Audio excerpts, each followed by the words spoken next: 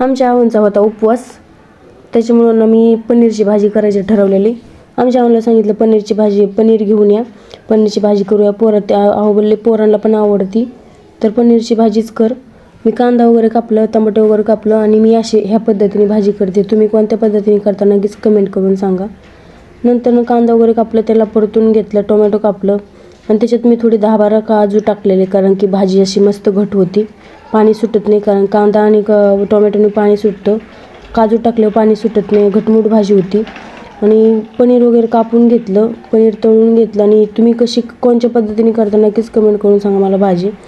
पनीर वगैरे कापून घेतलं, तळून घेतलं आणि एकदम व्यवस्थित असं लाल बुंद भाजून तळून घेतलेलं मी पनीर. आणि इकडं मिक्सर लावलेलं मी सगळी पेस्ट वगैरे बारीक करायला. आणि मिक्सर चालू असताना अंगावरच उडलं सगळं आणि मला मिक्सरचा शॉकच लागला. आणि माझी पोरं हमेशा अशी मध्ये करत असतात काम करताना, लुडबुड चालूच असते त्यांची. काम करून द्यायचं नाही, काही नाही, येऊन प्रश्न विचारायचे. त्यांचे प्रश्न उत्तर देता तोंड गळून जातं.